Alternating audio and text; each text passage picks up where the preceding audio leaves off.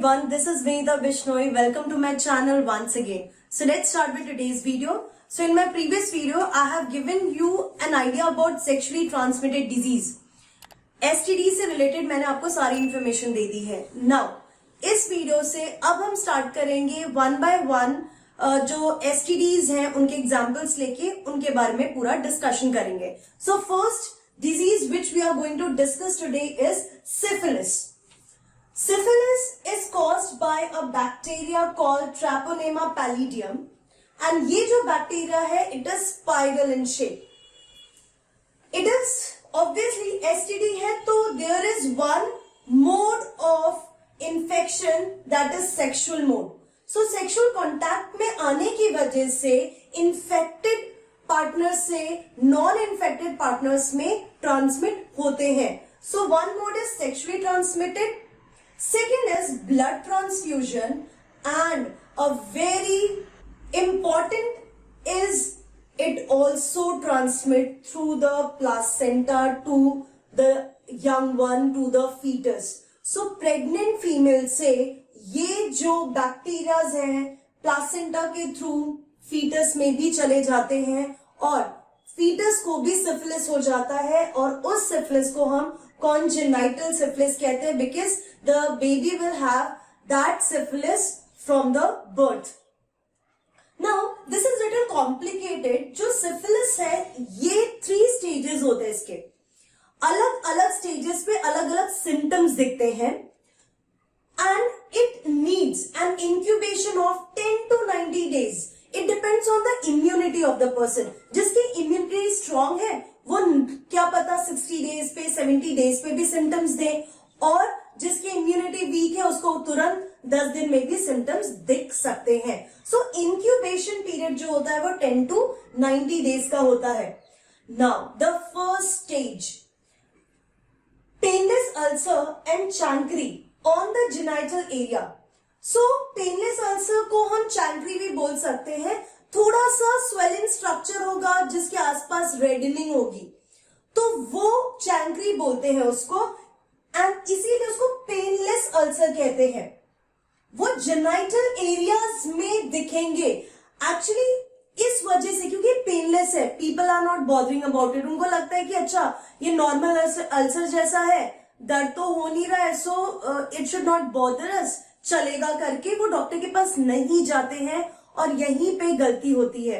ठीक है. So first stage में पेनलेस अल्सर होंगे जेनाइटल एरिया में. Then there will be swelling, local swelling of lymph nodes. तो जेनाइटल एरियाज के आसपास जो भी लिम्फ नोड्स होंगे वहां पे भी स्वेलिंग्स आ जाती है. This happens in the initial stage. Then comes the second stage. Second stage is little important. chancre healed. तो यहाँ पे क्या है जो chancres होते हैं वो healed हो जाते हैं. यहाँ पे मतलब कि जो painless ulcers थे now they are being healed up. अब skin lesions हो जाएंगे. skin पे आपको वो reddening, swelling, itching होना शुरू हो जाएगा. hair loss होगा. rashes हो जाएंगे genital areas में. swollen joint हो जाएंगे. swelling आ जाएगी joint में. फ्लू लाइक सिम्टम्स, कफ, कोल्ड, फीवर, ये सब सिम्टम्स भी आते हैं. That is in the second stage. तो अभी क्या था फर्स्ट स्टेज में that was near your genital area, that bacteria is near the genital area. Now in the second stage it has entered into the blood and blood के through ये पूरी body में जाता है एंड ये सारे symptoms को जनरेट करता है, लाता है ये सारे सिम्टम्स को. तो सेकेंड स्टेज में ब्लड में अगर इस टाइम पे इफ समबडी इज देयर, किसी कोई पेशेंट है जो सेकेंड स्टेज पे है, उस समय उसने अगर ब्लड ट्रांसफ्यूजन किया या ब्लड डोनेट किया, दैट टाइम जो the patient who is recipient to this blood will have syphilis. That is why I have mentioned blood transfusion. So इस स्टेज पे अगर ब्लड ट्रांसफ्यूजन होता है तो ब्लड ट्रांसफ्यूजन के थ्रू सिफिलिस ट्रांसमिट हो सकता है. Then comes is the third stage. Third stage will have chronic ulcers. Third stage actually कभी कभी 40 इयर्स तक लग जाते हैं ये स्टेज आने में. सो क्रोनिक अल्सर्स जो पैलेट होता है, नोज है, लोअर लेग्स है, वहां पे क्रोनिक अल्सर्स आ जाएंगे, that ulcers will be for long time. ज्यादा और एक हायर स्टेज, सीवियर स्टेज में paralysis, brain damage, blindness and even heart related problems भी आती है। So this is what happens in syphilis. It is a bacteria से होने वाला सेक्सुअल ट्रांसमिटेड डिजीज है। सो सिर्फ सेक्सुअली ट्रांसमिट नहीं होता, प्लासेंटा के थ्रू फीटस में भी जाता है एंड ब्लड ट्रांसफ्यूजन से भी हो सकता है। So people has to be careful about it. और इसके आप देख सकते हो कितने सीवियर इफेक्ट होते हैं अगर जो पर्सन है थर्ड स्टेज पे पहुंच जाए तो। So whenever there is the first stage, अगर हमारी बॉडी हमें कुछ मैसेज देती है, that time we need to take that message carefully and seriously. फिर it is cured by antibiotics. In that case, the person can take the antibiotic. Obviously, you need consultation of a good doctor. Now, the second one, it is also a bacterial disease, gonorrhea. Gonorrhea जो है, this is happens due to the bacteria Neisseria gonorrhoeae. This is a gram-negative Diplococcus bacteria. So, Diplococcus bacteria. Incubation period is 2 to 5 days. Spread through sexual contact and non-sexual intimacy. यहाँ पे एक और add करना है, non-sexual intimacy. ठीक है, अगर non-sexual intimacy मतलब अगर आप हैंडशेक कर रहे हैं या बहुत क्लोज बैठे हैं, बॉडी टच हो रही है, that time also this can spread. Second thing, अगर किसी पेशेंट ने कोई बाथरूम यूज किया है या कोई क्लोथ यूज किया है तो उसके थ्रू भी ये जो है बैक्टीरिया स्प्रेड हो सकता है. So this is how it spread. Then it also passes through placenta. Bacteria lives in genital tubes.